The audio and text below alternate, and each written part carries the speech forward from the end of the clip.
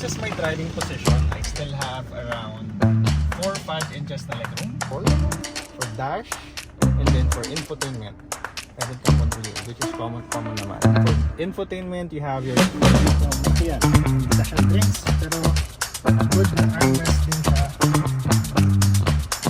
Okay, so yun yung the first one out. Siyempre, ride comfort. Ride comfort for its price range. Okay, so start muna tayo sa likod. Again, this is 2025 Kia Sonet LX80. So wala tayo nung parang sa Starlight na model for EX and SX model. So ang nailaw lang is this one for brake lights and then signal lights. And meron siyang dalawang sensors sa likod. And then also you have your rear camera. So open natin yung trunk. So the good thing na napansin namin dito is even though it's not easier na magpasok ng laman for trunk kasi lower yung bed, then mataas yung lip. Kapag napuno to, we're not concerned kung may tatama sa pinto if it's loaded. And isa pa, walang body color kang tatamaan whenever you're loading something. Meron kasing mga model ng sasakyan, so we're not comparing it with any brand or model. Pero mga design na may body color ka magagasgasan if hindi ka careful. This one wala. So lahat ito is rugged plastic. Hard plastic yung lahat. And then yung dito na yung sa pinto for mga rubber dyan sa likod. And then this one for your trunk, you can extend this para bigger space. Actually, you can fold it flat. Hindi lang siya ngayon kasi medyo naka-slide kami backwards sa passenger and driver seat. So sa ilalim niyan is your tires, spare tires and tools. Open natin.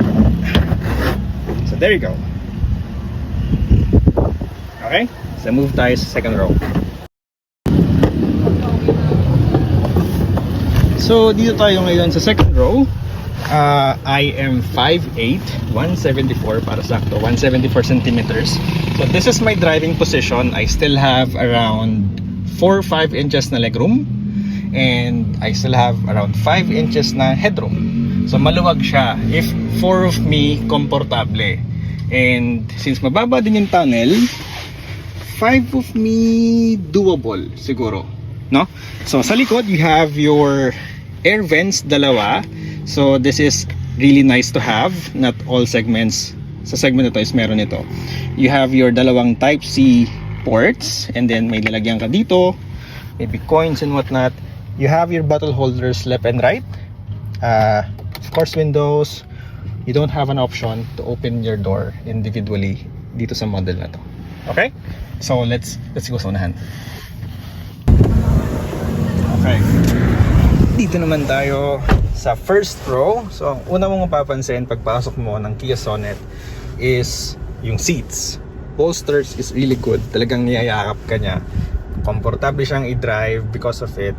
Kahit medyo matagtag yung daan, well, on top sa suspension, ang laking tulong nito. Sa controls for your doors, windows, you can control that here.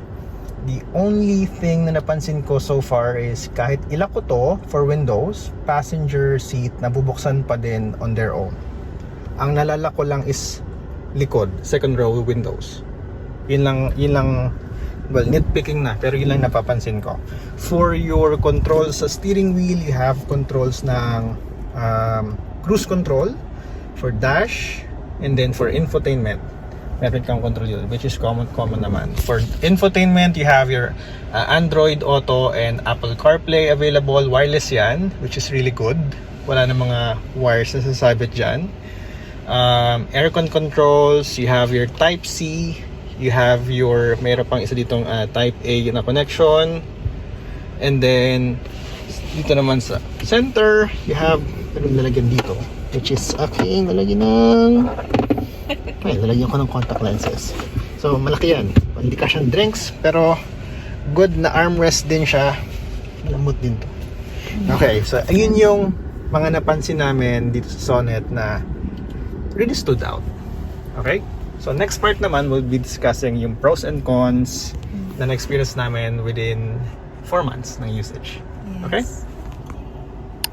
Okay, so natapos na natin yung sa likod. Yung na-discuss natin yung mga features na nagustuhan natin sa Kia Sonet. Yeah. And then dito din sa first row. So ano naman yung mga tingin natin na pros and cons? So dun sa within the 4 months of usage. Anong unahin natin? Pros or cons? Pros. Pros muna. Okay, so the first one na nag-stood out, syempre, unahin na natin yung ride comfort. Ride comfort for its price range. Actually, pagpasok ko pala, nung tinest drive natin, remember? Pagpasok pa lang natin, Yung or upo, lalo ako, yung upo dito sa unahan, ang premium ng pakiramdam for its price point talagang super sulit. And then, nung dinrive natin, hindi siya, yung dinan natin is hindi ganun kagandang road. But, hindi mo mapapansin. Alam natin, kasi nadaan tayo ang commute. Pero, nung dinrive natin yung Kia Sonet for the first time, sobrang komportable talaga niya. And, to add it pa is yung NVH sa loob. Once sinarado natin yung pinto, dun pa lang sa Kia Lipa, kasi mo nawala agad, nawala yung tunog ng jeep, nawala yung tunog ng barker, nawala yung tunog ng mga tricycle sa gilid. Ang tahimik talaga sa loob. So, mapapansin nila yan sa video ngayon. May mga bata dito sa labas. oo, hindi nyo pansin. Yung nagpa-practice ng sayaw. Siguro kung may bloopers tayong pwedeng i-add, makikita nila ang daming tao sa paligid natin ngayon. Yung camera. Sige, i-add natin. Oo. So, the next one is cabin space. So, for this price range na sub 1 million, well, top of the line is yung SX is almost 1.1. Maluwag siya. Yes. For this segment and for its price again. Na test drive natin is Raze. Sa test drive natin is Chang'an CS35. Well, CS35 is originally, before discount is 1.3 million, 1.2 something. So hindi talaga natin compare dito if we're talking about SRPs. Kung Raze naman i-compare natin, mas narrow yung feel niya sa loob. Then Kasi ano ba seats nun? Leather? well, bukod doon, oo. Parang pag leather. Oo, leather siya. Oo, if I remember correctly. But again, space maluwag sa likod. Nakita niyo naman sa second row. Driving position ko, ako din yung nasa likod. Ang luwag pa ng legroom ko. Tapos yung sa support dito sa upuan. Ang sarap niya tambayin sa likod. Ang sarap maging pasahero sa likod actually. Okay, so both sides. Oo. Okay. Ano pa? Ano pa ba? Yung ground clearance? Ground clearance. Nabanggit mo? Oo, ito yung argument sa comment section eh. It's a subcompact SUV. Ayun yung tawag ng Kia. Sa ORCR, SUV lang siya. Pero it doesn't matter. It's a compact 205 ground clearance na sasakyan. Kahit saan madadala mo. Yun ang masasabi ko. Kahit saan madadala mo. Yeah. Panoorin niyo yung una naming video. Yes. Dinala natin sa bato. Dinala natin siya ng Tuy ba? Alian. Yung car camping. Yung car camping. Panoorin niyo yun. Talaga. Bumaba pa ako kami. nun para makita yung ground clearance. So wala naman, di naman siya nag-aslas. Super safe i-drive sa kahit ganung environment, kahit sa road sobrang komportable. Ano pa? Yung aircon vent? Yung aircon vent sa likod. That's sa ibang tao, deal breaker yon, especially pag lagi kayo may sakay sa likod.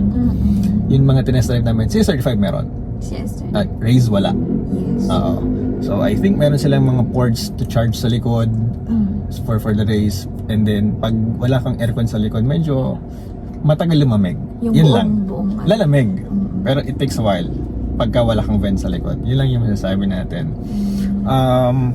Next one, again, SRP nito is 888,000. Then 1.5 liter engine. Sobrang tipid niya sa highway. Kahit 1.5. So, if you're following yung mga sinasabi kong mga tips to drive to increase your efficiency, 1.5 RPM, mag-cruise control, and then mag-cruise kayo. Huwag apakan lagi yung gasoline, gas pedal.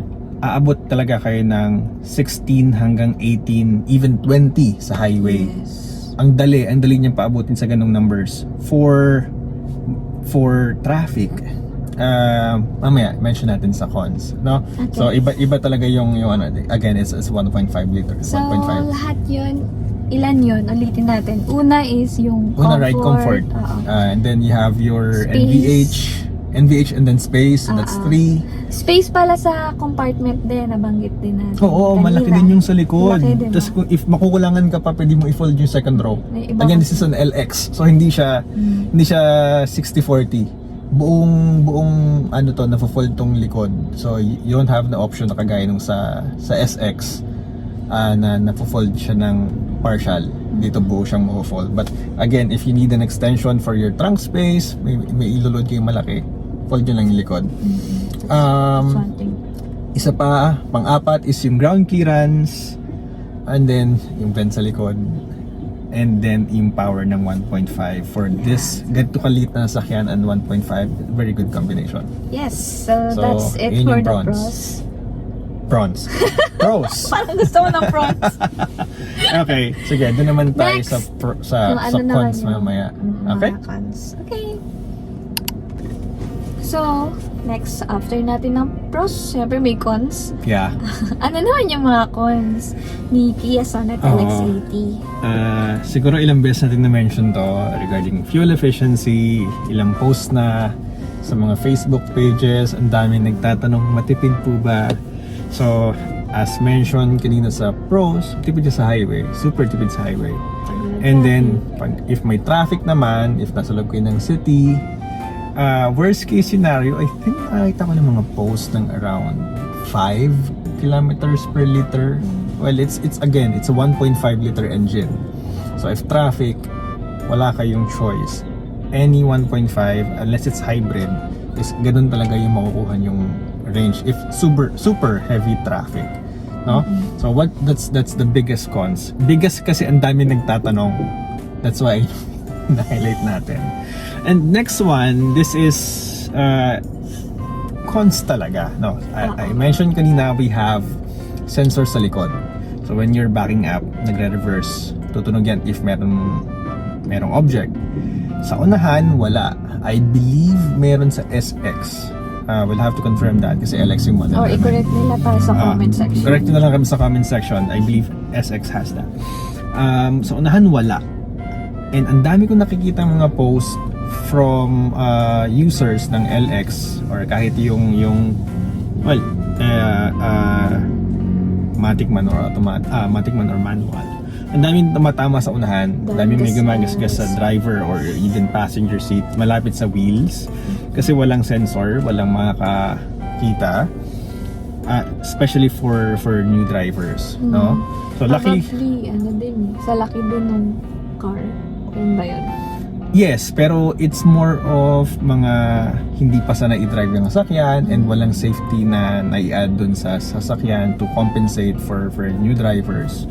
Kaya ayun yung naging experience. Kasi yung Sonet, ang lakas ng market ng Sonet for new drivers eh. Yun yung napansin ko talaga for dun sa mga nasa Ganda groups. kasi nung Ang ganda ng itsura niya. Then, Marketed siya for first time drivers din.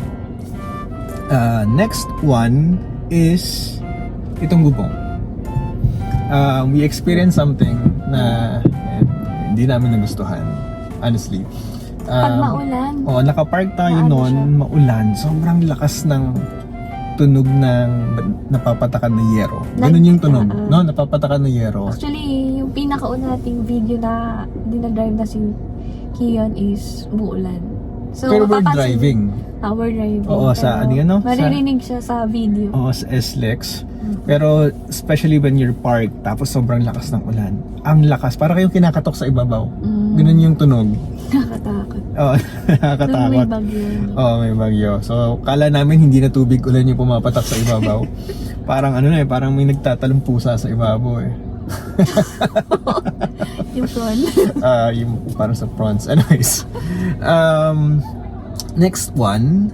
Ito na-mention ko din kanina sa second row. Wala kang controls o wala kang individual locks for each doors. So kung ilock ko using my control is driver seat. Na-open kayo sa... Sa pinto mismo. Pati pinto. Oo. Ma-open nila sa likod no matter what. Unless, Ito, hindi. ayan, sa passenger seat now. Sa likod, meron dyan nung child lock. Yun lang yung makapag-prevent talaga sa rear passengers na hindi makalabas. Unlike sa ibang sasakyan na na-drive ko, once it's locked, hindi talaga sila makakalabas sa likod. No, that's the control ng driver. Actually, yun naman yung purpose ng child lock eh. Kapag bata yung nasa likod, may yes. probably na baka may possibility na baka magbukas sila bigla ang pinto. Pag matanda naman, Well, ano din kasi, ito yung experience ko. Non-drivers, matanda, bata. You have to control yung pag-open nila sa likod. Especially if mag-hazard ka sa sa likod. bagay. Baka, May mga instance na kailangan mo talagang pagbawalan, buksan nila ng biglaan. Siyempre, So, ayun yung cons na again, na-drive ko sa ibang brand, ibang sasakyan. Hindi talaga nila mabuksan yung likod unless it's open, unlocked. Let us know in the comment section. Kung Kia Sonet ba? Yung ganun? Kung ano yung mga models na meron pa ng ganun. Yeah. Or lahat ng Kia na cars? Most likely, yes. Okay. So, ano pa? Next one, ito, actually, this is first week. First week nung nakakuha natin si Kion, pumasok ako sa driver seat. Pagka sarado ko, medyo na-slam ko ng konti. Yung handle, picture mo na lang ng close-up, then pakita natin. So, yung handle for driver seat and then passenger seat na may butas, siguro to pass through yung daliri. Medyo manipis yung plastic. Ito? Oo.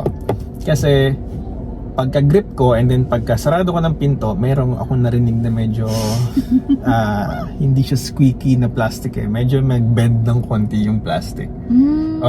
Baka malakas ka kasi. Well, this is supposed to be dapat design siya for babae ka. Iba yung grip ko. Pero first time ko naka-experience ng ganon. Ganong Baka sa iba naman so hindi siya after that, cons. iningatan ko na talaga Sa siyang atin lang isara. naman yun kasi malakas ka. Sa iba siguro hindi na dahil. Okay. But let us know sa comments kung na-experience nyo rin yung na-experience ko sa door. Sa ano pa?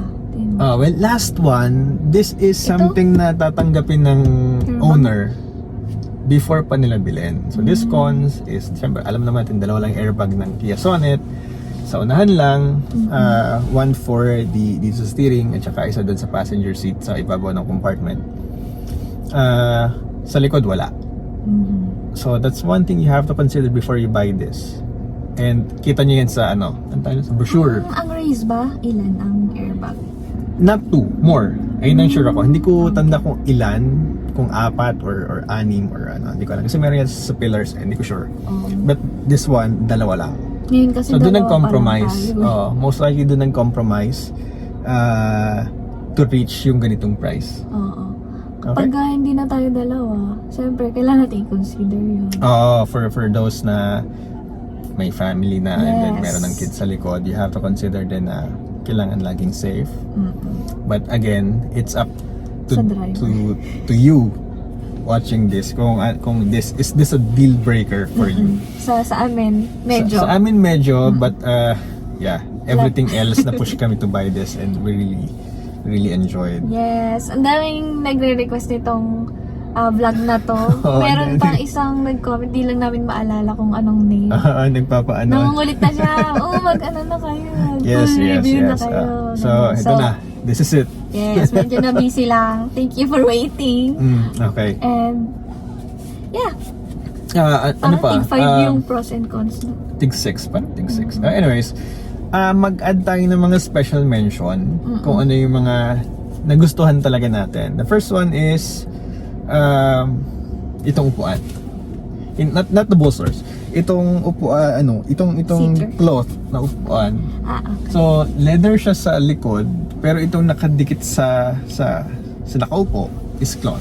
This Ito, one. leather. Leather sa gilid, sa likod leather. Sa harap is cloth. ako preference ko lang to na kasi- hindi siya mainit kapag pasok mo. Even though Pawisin. naglagay tayo ng ng tint na ceramic, hindi siya umiinit, hindi siya sa kagaya kong pawisin, hindi siya Yes. problema. So gustuhan ko talaga 'yon. I think SX is not. SX is naka full leather. Yung may parang Yung may parang brown yellowish na. basta ganun. Ano pa? And Yung then- cruise control. Yun, second is Gusto mo cruise din control. It's my first time to drive a car na may cruise control and sobrang ano niya, sobrang ang gaan i-drive lalo na may ganito kang tech sa car. If you're driving ng malayong malayo like what we did in Baguio, T-Plex, parang 80% ng T-Plex, naka-cruise control lang siya. Tapos relax lang ako. Relax yung paa mo. Hindi na stress yung paa mo kakaapak.